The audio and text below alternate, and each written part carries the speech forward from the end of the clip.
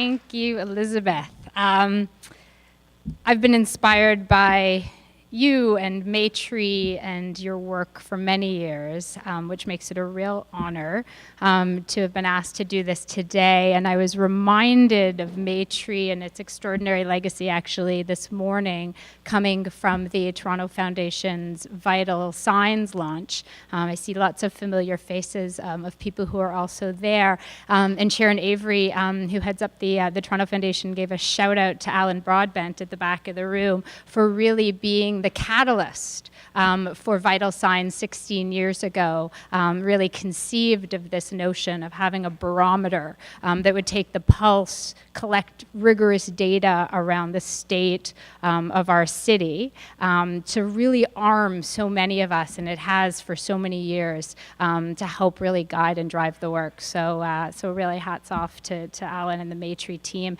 and now to the Toronto Foundation for continuing that legacy. When Elizabeth asked me to speak today, my instinct was to say no. And that's really because I do see myself more as a coach and a facilitator than an expert who would give a talk. And as organizations I've worked with, some in the room can attest to, my approach is really about drawing out your expertise and asking you uncomfortable and hopefully provocative questions, as opposed to coming with the answers myself. But what I've realized in preparing for today is that during the last 16 or so years, as I've volunteered in the nonprofit sector, studied it, worked in nonprofits and with nonprofits, I've had this unique vantage point. I've had the privilege of working with dozens of organizations. I've been able to see patterns, common strengths, shared challenges, and remarkable impact. So today, my goal is to really draw on that and to really channel some of the thought leaders that I look to for inspiration in the work that I do. So here goes. Idea number one. Know what success looks like in 3 years.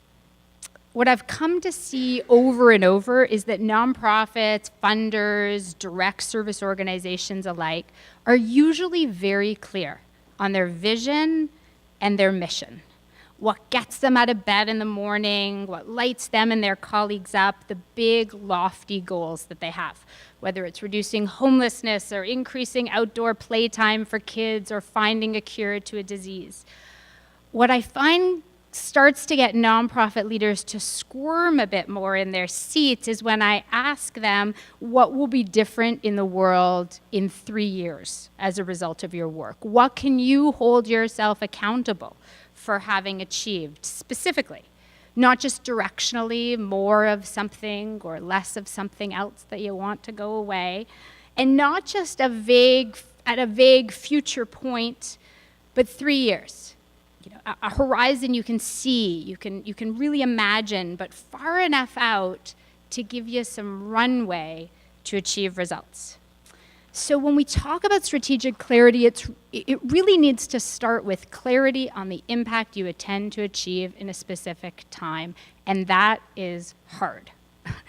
As many of you can attest to, but once you get alignment around those outcomes as an organization, what I have seen is what can be powerfully unlocked. To bring this to life, TRIAC, an organization some of you know well, the Toronto Region Immigrant Employment Council, recently clarified their intended impact and landed on this as their statement. By 2020, as a result of TRIAC's efforts and in partnership with their partners and champions, 5,000 job-ready skilled immigrants will be meaningfully employed, and 160 workplaces will be more immigrant inclusive. There's also an example in the first article that I included on the list of resources that gives you the Harlem Children's Zone intended impact statement. Now, once this impact is defined, the next step in strategic clarity is really to figure out how you are going to achieve it as an organization. What are the different pathways to get there? Not a mirror of what you're currently doing, but standing inside of that impact that you seek, really stepping back and determining how are you uniquely positioned to achieve that. And what are it's really the combination of those things, the what we aim to achieve, for whom, and how, that are the critical components of a theory of change. The Bridgespan Group has been writing about intended impact and theory of change for decades. I gave, or at least a couple decades, and I included that first article they really authored, and I would say it's really their seminal article on the topic. So idea number 1, know what success looks like for your organization in 3 years and align your efforts around that, which brings me to idea number 2. Decide as an organization what you won't do. Declare what you will be bad at. Now, I suspect when I just said that, for many of you, there was this little voice in your head that said, bad at? Why would we want to be bad at anything? We are do-gooders. Here's why. Resources are scarce. If we can agree that strategy is defined as a guide to inform the allocation of those scarce resources toward maximum social impact, and if our goal is to achieve as tight a fit possible between the actions we're going to undertake, the resources we're going to expend, and the impact that we can have, then the bad news is you can't do everything. The sad reality is that resources are limited while social needs seem endless. But there's good news. To again quote the smart folks at the Bridgespan Group, everything isn't equally worth doing by you. Different courses of action lead to different levels of impact. And one of my favorite professors at Harvard Business School, a woman named Frances Fry, who's an expert in customer service and wrote a book actually called Uncommon Service. This idea, it's really premised on the notion, her book is really premised on the notion that companies and organizations need to know what they want to be bad at. In the video that I've suggested you watch where she's interviewed, she says that the number one obstacle to excellence is being really well-intentioned. Just to say that again. The number one obstacle to excellence is being really well-intentioned. While you can desire to be great at everything, you can't be better than others at everything, and you have to make choices.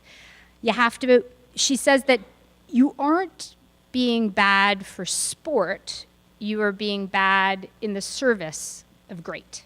And once you understand that in order to be great, you have to be bad, we just need then the wisdom to know what to be bad at and what to be great at. And I think she's right when she says it's more of an emotional barrier than anything else, getting over the sense that it's not right to be bad at things. We have a responsibility to be good at everything, don't we? And this is a unique challenge for service organizations, which most nonprofits fundamentally are.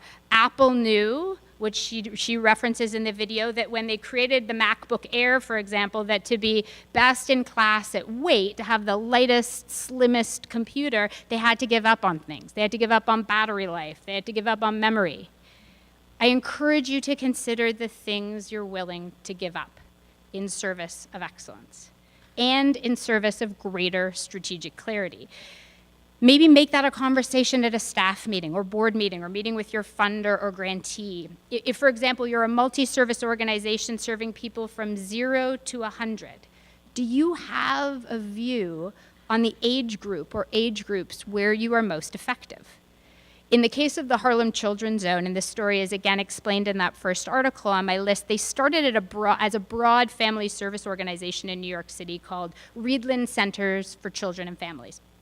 And their vision, their mission was to improve the lives of America's poorest children. And one of the fledgling programs of that organization about 20 years ago was a program called Harlem Children's Zone. And they realized that the prospects for Harlem's children were getting worse. So they made this bold and incredibly difficult decision as an organization to stop running the rest of their programs.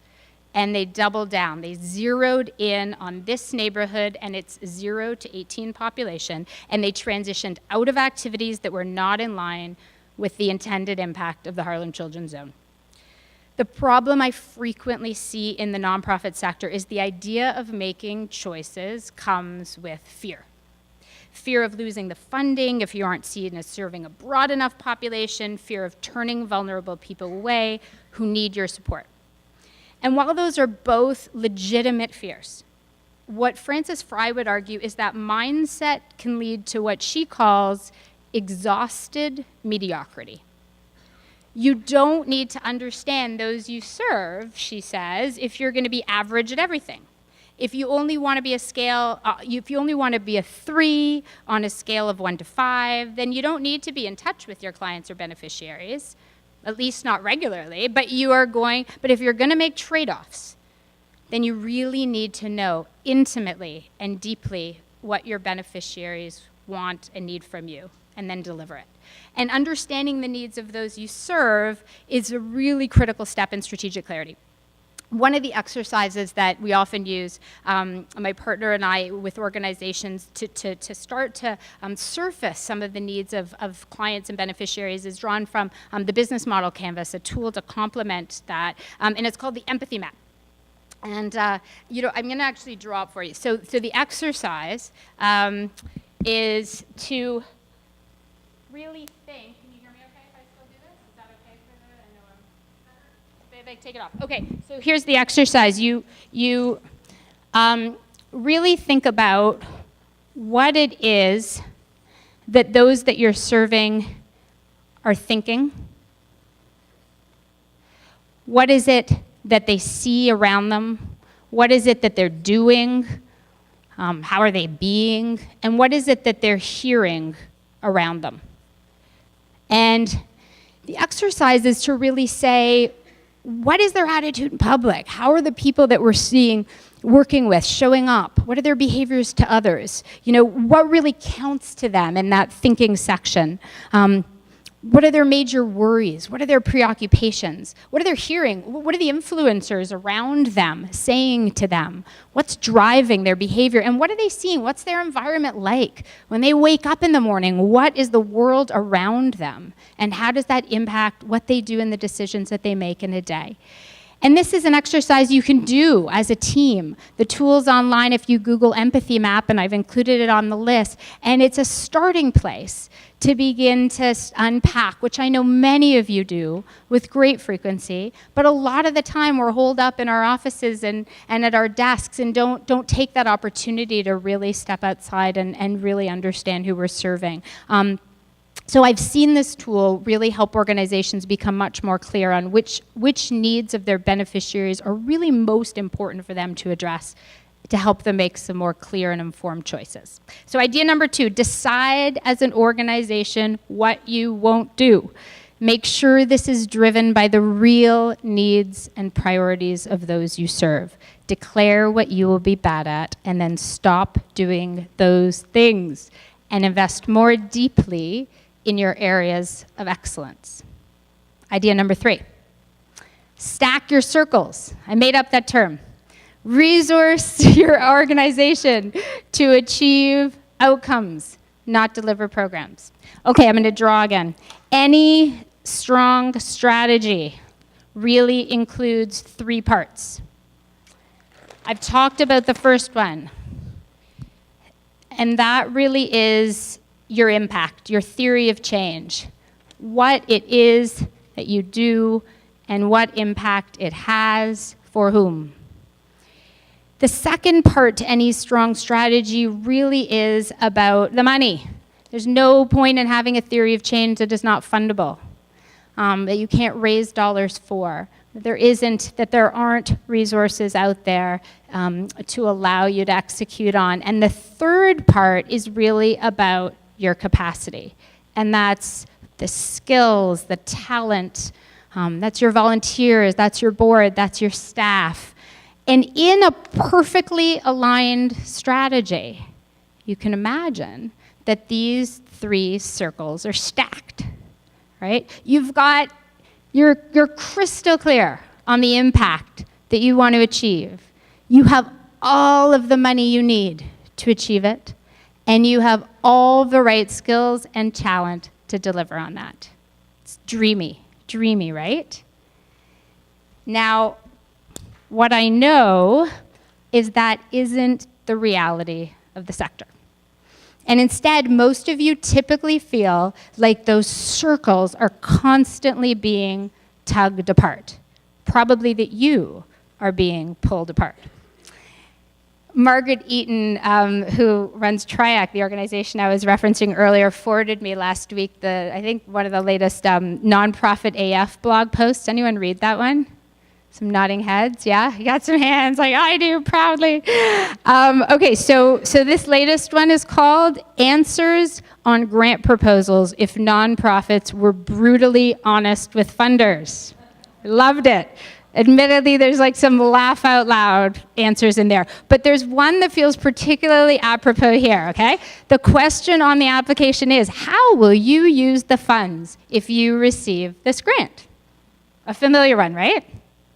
Answer: we honestly really need this grant to pay for rent and utilities and for wages so our staff can do important work and feed our families. But since you won't allow your funds to be used for those things, we will say that your grant is paying for whatever you will actually fund, then get other funders or donors to give, and then tell them that their money is paying for the stuff that they want to fund, and we'll ultimately waste hundreds of hours every year trying to figure out who is paying for what, hours that can be used to deliver services. Please send unrestricted money. Good, right? And for as much as I am sure that resonates with many of you, it certainly did me. And you should read the rest of that blog post. Challenges persist around funders shortchanging capacity at the expense of impact. All true, I think hard to refute. And I'm going to come back to this idea. But I also believe that lack of strategic clarity can be to blame as much of the time. This shows up in the form of organizations applying for grants that promise the world, and then they're stuck having to deliver it. But more subtly, without being clear and aligned as an organization around this top circle, the risk is going after money that just resembles the kind of impact that you think maybe you should be having, but doesn't get you closer to your intended impact. There's a good quote in the Delivering on the Promise of Nonprofits article that I shared that says, missions are typically better at providing inspiration than direction. The reality is that this feeling of being tugged apart can often be self-imposed.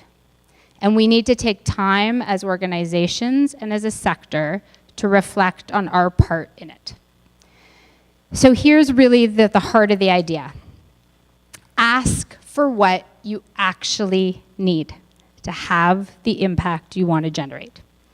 That same article goes on to say, and here's the quote, both nonprofit leaders and funders need to stop pulling punches with themselves and with others and confront the reality of what it will cost to deliver results. Knowing that a new program will cost $500,000 to implement, but only raising a fifth of that and then attempting to initiate it with the hope that more money will come later or something is better than nothing is standard operating procedure for too many nonprofits. End quote. And where this comes back to strategic clarity is that, and I know this is controversial, I believe the only way for this to change at a sector level is if we stop competing on price and start competing on outcomes. And I say compete in quotes. We need to collude around our unwillingness to compete on outputs, but instead ensure that our organizations are well positioned to achieve results. I had breakfast a couple of weeks ago with Lee Soda, who runs AXA, a wonderful multi-service organization in Scarborough that works in agent court. And she was telling me about a program that they run called No Nonsense, one where they partner with job training organizations in the city and offer this training for free to the newcomers that they serve. And she explained that when they applied for this grant, they didn't just apply to cover the cost of the training. They said they would only run the program if they were able to get funding to address all the barriers that stand in the way of clients attending. So now their funding, which they successfully attained, includes childcare, transit passes, food from their food bank, the staff time to run the program, as well as the cost of the training itself. In applying for the grant, they costed out the outcomes they wanted to achieve for a specific number of individuals to complete their training and to be well positioned for paid employment. And that is what they asked for. And I know AXA is not alone. and that there are numerous funders in this city that see the value of approaching community investment in this way, and we just need to see more of it. So in summary, back to the idea.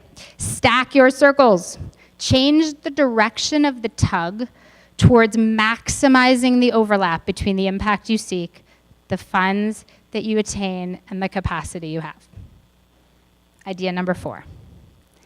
Test, learn, adapt, repeat. An article came out in 2013 that I know many in the sector read called "The Strategic Plan is Dead. Long Live Strategy." Anyone here read it? Yeah, handful of people? Okay, it's on the list. The subtitle is this: "In today's fast-changing world, why freeze your strategic thinking in a 5-year plan?" Now, if I wrote that article, my headline would probably have read something like this: "The strategic plan is too often misunderstood and overemphasized. Long live strategic clarity." But I suspect that wouldn't have been nearly as catchy. But what I find compelling in that article is what I saw as its central premise, and it's really the idea that I'm sharing, that the static strategic plan is dead, or really needs to be abolished. The one we've all seen that gets written every 3 years or 5 years can often sit on a shelf, or maybe in the cloud. I don't know if people have shelves anymore, and is often driven by a board that believes that that is what the organization needs. It comes from good intention. What maybe should be dead is the approach of making a plan and sticking to it at all costs. Instead, what is needed is setting a strategic direction and being in a constant state of testing it, which doesn't mean not planning. In fact, I love in the article, there's a Dwight Eisenhower quote that says, "Plans are useless, but planning is everything." What I say to organizations is just think of your theory of change as just that. It's a theory. It's a set of hypotheses that have been informed by evidence, by your own experience, but that needs to be validated over time. My partner Margot and I worked with the Furniture Bank in 2014 on the development of their theory of change, and Dan Kershaw, their executive director, often talks about which version of their theory of change they're on. I think they're on version 6. And what I like about that is the idea that it's alive in their organization, that they're learning and they're adjusting and they're adapting, and they're using it as a tool. What I hear often from organizations that we work with is that just the time and space to stop and think and plan is really what's so powerful. There's not much magic to what we do, but the carving out of that time, this quality of conversation around what we aim to achieve and why, and how well we are doing, isn't an every 5-year conversation. It's an all the time conversation. So the good idea here is really about building a culture that supports strategic clarity and alignment. And that's one that's not afraid to put a set of hypotheses out there about the impact that you can generate, but then to also be equally fearless about learning and course correcting as necessary. And that brings me to my last idea. It's picking up on the fearlessness part. Idea number 5. Take a stand against the starvation mindset. Generating real and sustainable outcomes requires investment. And we benefit as a society from that investment. And I know this one is obvious. It's likely obvious to us all, but not to all. There is some real myth-busting and authentic conversation that's required here. And indulge me in a story for a moment. When my son, Noah, turned 7, we decided, as we had done many times before for our kids and since, to echo-age his birthday party. Anyone here heard of echo-age, the website? Okay, so I'll explain what it is. It's a site that's been around for about a decade, and it's designed to address 3 what I think are really important needs. 1, kids get too many gifts for birthday parties. 2, charities need money. And 3, parents seek to teach their kids generosity. Enter echo-age. The concept is your kids pick a charity of their choice from this long list on the website, and they create this electronic invitation like an Evite on it. It invites your kids' guests to the party, and guests make a contribution. Instead of giving a gift, half the money goes to the charity, half the money goes to the kid or the parents to buy one big gift that they're excited about. Win-win, right? So now, it's my son's party.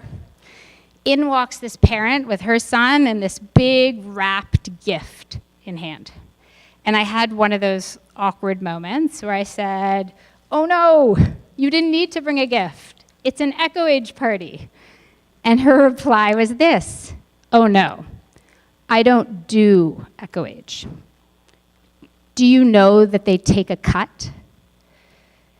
Now, if I didn't have 12 restless 7-year-olds chomping at the bit to begin trampolining, she may still be regretting the day that she brought that remote control truck to my son's party. What I wanted to say was this: please keep your gift. You're right, the organization does take a cut. The fee is 7%. And the 2 women who started Echo Age have raised $10 million for charities over the last decade. What makes you think that should be a volunteer position? Is it that we're only willing to pay people for the services they provide as long as it doesn't have a social impact? Do you not think that Toys R Us took a cut? But I held my tongue. Dan Pallotta, who frequently speaks passionately in defense of charities, says the things that we have been taught to think about giving and charities and the nonprofit sector are actually undermining the causes we love and the profound yearning to change the world. He goes on to point out in his TED Talk, which I also included on the list, what many of you have likely seen, that we have this visceral reaction to the idea that people could make money helping people. And that is the mindset we need to take a stand against. This last idea isn't just about, or even squarely about, strategic clarity. It's about something much bigger. It's about the mass starvation that we have accepted as a society and as a sector. In this sector, we celebrate doing more with less like it's a badge of honor. And as Pallotta says, we are not moving the needle on the biggest problems we face because we have a belief system that is keeping us small and reactive. The idea here is to take a stand against this starvation mindset. As Greggins and Howard noted in the Nonprofit Starvation Cycle article that I included, underfunding overhead can have disastrous effects. It is a fact that organizations that build robust infrastructure are more likely to succeed than those that don't. But funders continue to underfund overhead, and nonprofits continue to skimp on it. So what can we do? We can be crystal clear as organizations about the results that we seek to generate and the resources required to do it. We can educate our funders. We can educate ourselves as funders about what is really required to achieve and sustain impact. Organizations and our grant writers within them need to take responsibility for their part in training funders to believe that they can do more with less. And we can educate our boards about what it takes to hire the talent that will get the job done. And we can be myth busters everywhere. I did follow up with that mom from the birthday party. It took a few days, but I sent her a note to tell her why we chose Echo Age and the pride I take in paying those fees.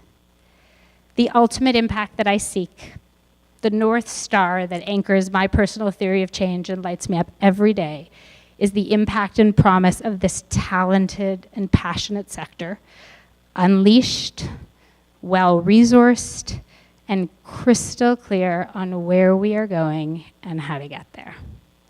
Thank you.